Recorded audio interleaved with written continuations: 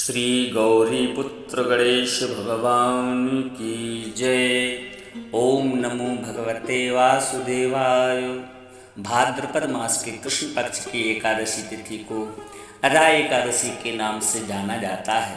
यह दिन भगवान विष्णु और माँ लक्ष्मी जी की कृपा प्राप्त करने के लिए शुभ माना जाता है।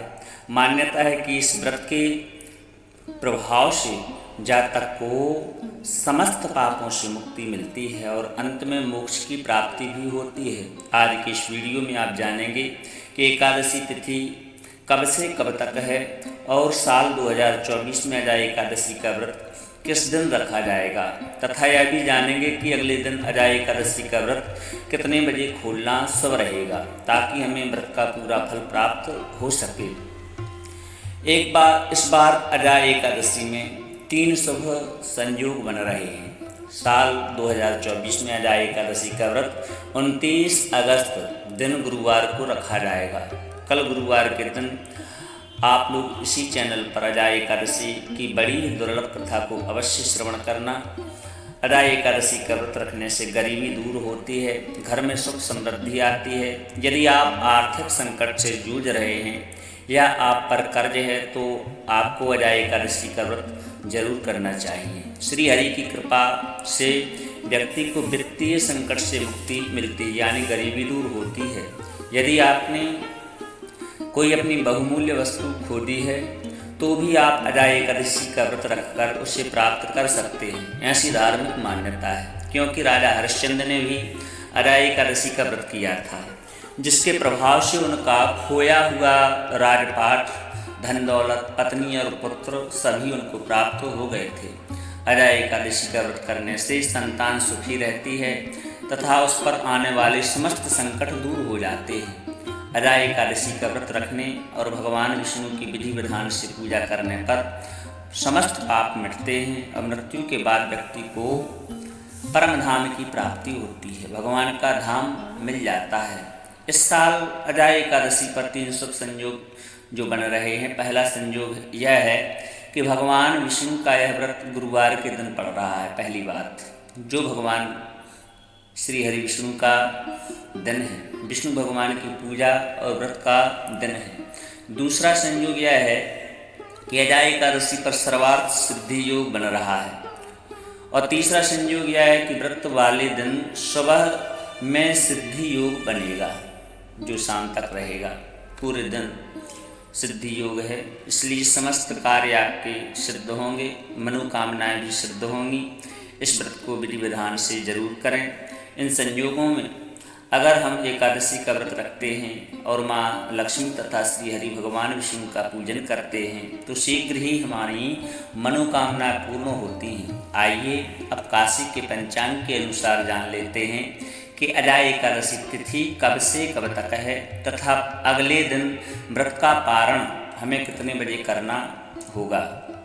एकादशी व्रत देखिए, प्रारंभ होगी 29 अगस्त की मध्य रात्रि 1:01 से और एकादशी तिथि का समापन है 30 अगस्त की मध्य रात्रि 1:37 पर।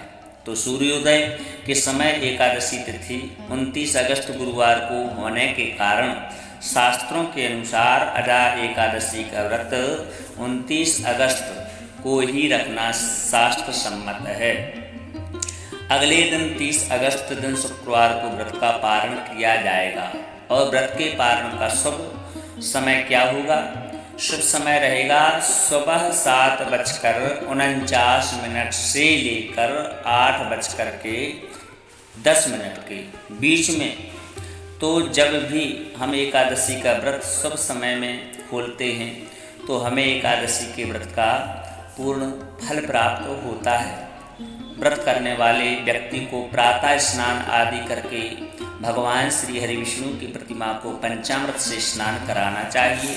पंचामृत से स्नान कराने से पूर्व प्रतिमा को शुद्ध गंगा जल से स्नान कराएं। पंचामृत के स्नान कराने के बाद में शुद्ध जल से स्नान कराएं।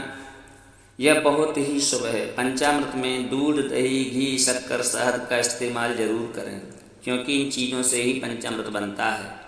स्नान कराने के बाद में भगवान विष्णु को चंदन का तिलक लगाएं, वस्त्र भगवान को धारण कराएं, तिलक लगाएं। इस दिन सुंदर पीले वस्त्र धारण करें और भगवान का इत्र से लेप जरूर करें। धूप दीप चंदन आदि सुगंधित पदार्थों से भगवान की आरती उतारें और मक्खन मिश्री ऋतु फल दूध से बनी मिठाइयों का भगवान श्री हरि विष्णु और लक्ष्मी माता को भोग लगाएं। और सबसे आवश्यक यह है कि भोग में तुलसी दल का प्रयोग जरूर करना चाहिए, किंतु भूलकर भी एकादशी के दिन तुलसी दल ना तोड़ें। एक दिन पहले ही, मतलब आज तुलसी दल तोड़कर रख लें। कल एकादशी है, गुरुवार भी है, तो कल एकादशी तुलसी दल ना तोड़ें। भगवान को तुलसी मिश्रित जल अवश्य पिलाएं, तुलसी मिला करके जल भी पिलाएं, भोग भी तुलसी चढ़ा करके लगाएं, तुलसी मिला करके। माँ लक्ष्मी को सुंदर सुंदर गुलाब और कमल के फूल समर्पित करें और भगवान श्री हरि लक्ष्मी नारायण की पूजा करें। लक्ष्मी नारायण जी हम सभी की मनोकामना को पूर्ण अवश्य ही करेंगे। जय श्री राधे, जय श्री कृष्ण, जय श्री तुलसी शालिग्राम जी, जय श्री शंकर पार्वती जी। नमः पार्वती पतये, हर हर